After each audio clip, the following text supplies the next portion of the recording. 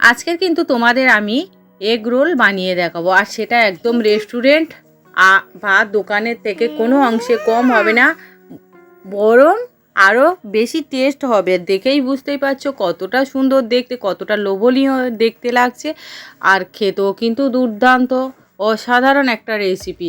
তো দেখে নাও, প্রথমে আমি একটা বড় বোল নিয়েছি আর ওর মধ্যে পরিমাণ মতো ময়দা নিয়ে নিলাম। তো তোমরা যে কটা করবে সেরকম, আমি 4 পিস মতো করব সেরকম আন্দাজ করে ময়দা নিয়েছি। এবার ওর মধ্যে স্বাদ মতো লবণ দিয়ে দেব, আর তারপরে ওর মধ্যে চিনি দিয়ে দেব স্বাদ মতো, আর সয়াবিন অয়েল দিয়ে দেবো এখানে 2 চামচ মতো। তো তারপরে আমি হাত দিয়ে সুন্দর করে একটুখানি মেখে একটু ময়ান করে নেব, তাহলে কি হবে, রোলটা একটু খাস্তা খাস্তা ভাব এসে যাবে। তো এরপরে আমি নর্মাল জল দিয়ে অল্প অল্প জল দিয়ে আমি মেখে একটা ডো তৈরি করে নেব, সফট ডো। তো অল্প অল্প জল দিয়ে কিন্তু ডোটা আমি রেডি করে নেব। দেখো আমি এইভাবে কিন্তু অল্প অল্প জল দিয়ে আমি ডো রেডি করে নিচ্ছি। তো এখানে মোটামুটি আমার ডো রেডি করে নেওয়া হয়ে গেছে। তো এবার এটা আমি ঢাকা দিয়ে রেখে দেব 15 থেকে 20 মিনিট মতো। তো তারপরে আমি কি করব, যে এগরোলের মধ্যে যে আলুর পুরটা থাকে সেটা বানিয়ে নেব। তার জন্য গ্যাস অন করে কড়াই বসিয়ে দিচ্ছি। তো কড়াই গরম হয়ে গেলে ওর মধ্যে তেল দিয়ে দেব, সর্ষের তেল। আর তেলটা একটু গরম হয়ে গেলে ওর মধ্যে আমি কিছুটা চীনা বাদাম দিয়ে দেব। তো তারপরে আমি হালকা ভেজে নেব। চীনা বাদাম থেকে যখন একটু সেন্ট উঠতে শুরু করবে তখনই এটা আমি নামিয়ে নেব। ব্যাস, এরপরে কি করব, ওর মধ্যে একটু 5 ফোড়ন দিয়ে দিলাম। 5 ফোড়ন থেকে গন্ধ ছাড়তে শুরু করলে ওর মধ্যে পেঁয়াজ কুচি দিয়ে দেব। তো তারপরে একটু মিশিয়ে নেব। এবার লঙ্কা কুচি, ঝালটা বুঝিয়ে দেবো, আমি 2টো দিয়ে দিলাম কুচি করে। তারপরে একটু ভেজে নেব। তো পেঁয়াজ ভাজা হয়ে গেল, পেঁয়াজ লঙ্কা, এরপরে আমি দিয়ে দেবো 1 চামচ মতো আদা রসুন পেস্ট দিয়ে দিলাম। তো তারপরে মিশিয়ে নিলাম। এবার কি করব, আমি ওর মধ্যে হলুদ গুঁড়ো দিয়ে দেব পরিমাণ মতো, লঙ্কার গুঁড়ো, লাল লঙ্কার গুঁড়ো দিয়ে দিলাম অল্প একটুখানি, জিরে গুঁড়ো দিয়ে দিচ্ছি, অল্প ধনে গুঁড়ো দিয়ে দিচ্ছি। আর এখানে তারপরে কি করব, মশলাটা একটু এইভাবে মিশিয়ে নিলাম। এবার আমি আলুটা দিয়ে দেব। এই আলুটা কিন্তু আমি 80% সিদ্ধ করে রেখেছি। তো এই আলুটা আমি লবণ দিয়েই সিদ্ধ করে রেখেছি। তো দিয়ে দিলাম লবণ আর তেজপাতা দিয়ে সিদ্ধ করে রেখেছিলাম। তো তারপরে একটু মিশিয়ে নিলাম। আর যে ওই আলুটা সিদ্ধ করার যে জল অল্প একটু আছে ওটা দিয়ে দিলাম, সামান্য একটুখানি দিয়ে দিলাম, তাহলে মশলাটা সুন্দরভাবে কষে যাবে, আর বাকি যে 20% বাকি আছে হয়ে যাবে। আর চিনেবাদাম ভেজে রাখা ওটাও দিয়ে দিলাম। তো তারপরে মিশিয়ে নেব। এরপরে যখন জলটা শুকিয়ে আসবে, দেখো জলটা মোটামুটি আমার শুকিয়ে এসছে।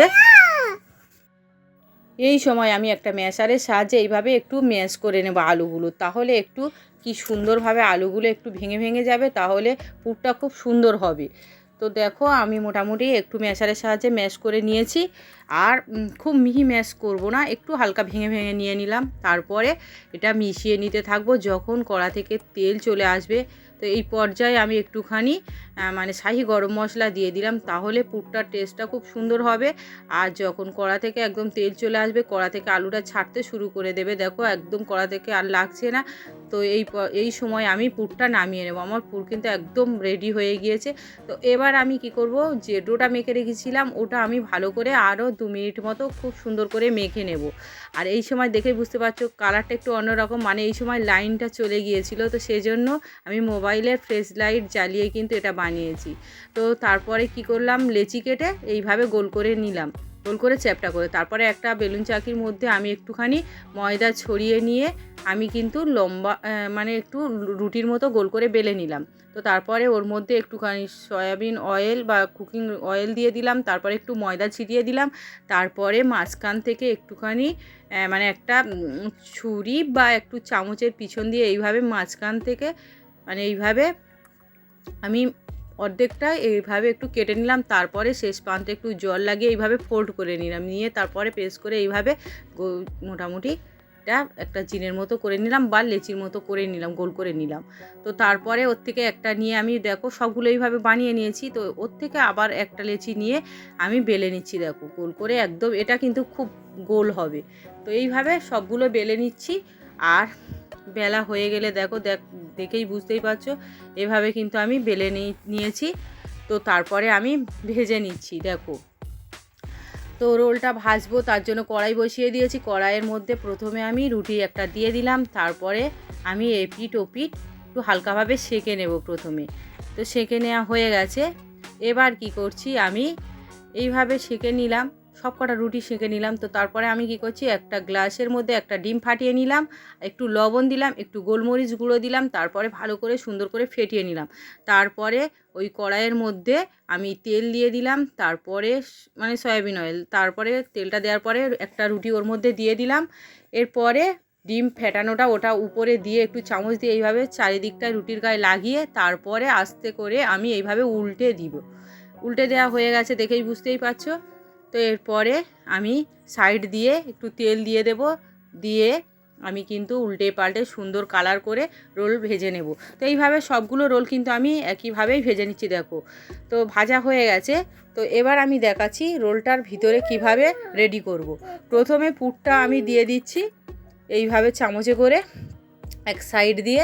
তারপরে পুরটা দেওয়ার পরে আমি দিয়ে দেবো শসা কুচি, তারপরে দিয়ে দেব পেঁয়াজ কুচি, এরপরে দিয়ে দেব কাঁচা লঙ্কা কুচি, তারপরে একটুখানি গোলমরিচ গুঁড়ো, একটুখানি লবণ একটুখানি দেবো, আর যদি পাতিলেবু থাকে তাহলে কয়েক ফোঁটা রস দিতে পারে। আর এটা একটা স্পেশাল মশলা, এর মধ্যে আছে জায়ফল, জয়িত্রী, মরিচ আর স্টার অ্যানিস আর এলাচ, লবঙ্গ, দারুচিনি, ওই গুঁড়ো ওটা হালকা রোস্ট করা। আর দিয়ে দিলাম টমেটো কেচাপ আর একটুখানি কাসুন্দি। ব্যাস, তারপরে এটা আস্তে আস্তে ফোল্ড করে নেব। এরপরে কি করব, একটা কাগজ বা একটা যে কোনো মানে বাটার পেপার হলেও হবে, বা নর্মাল কাগজ দিয়ে এইভাবে আস্তে আস্তে রোল ফোল্ড করে নিয়ে এইভাবে মুড়ে নেব। দেখো একদম দোকানে যেমন করে সেইভাবে মুড়ে নিলাম। তো দেখতে কত সুন্দর হয়েছে। তো তোমরা কিন্তু এভাবে বাড়িতে এগরোল বানিয়ে নিতে পারো, কোনো অংশে রেস্টুরেন্ট বা দোকানের থেকে কোনো অংশে কম হবে না, খেতে দুর্দান্ত। আর বাড়িতে বানানো মানে একটু হাইজেনিক মেনটেন হবে, আর এতে কারোর কোনো ক্ষতি হবে না, যেহেতু বাড়ির তেল মশলা সব কিছু একদম পারফেক্ট থাকে। দোকানে তেল মশলা সব কিছুর মধ্যে কিন্তু বারবার ব্যবহার করা হয় না, তো তেলটা তো বিশেষ করে বেশি ঝামেলার হয়। তো সেই জন্য বাড়িতে বানালে সবাই মিলে বসে খাওয়ার মজাটাও আলাদা হবে। তোমরা এভাবে কিন্তু এগরোল বাড়িতে বানিয়ে নিতে পারো।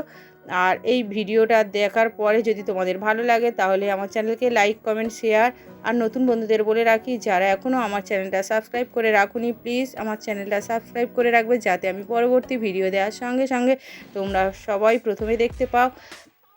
ভালো থাকবে, সুস্থ থাকবে, ধন্যবাদ সবাইকে, দেখা হবে পরের রেসিপিতে।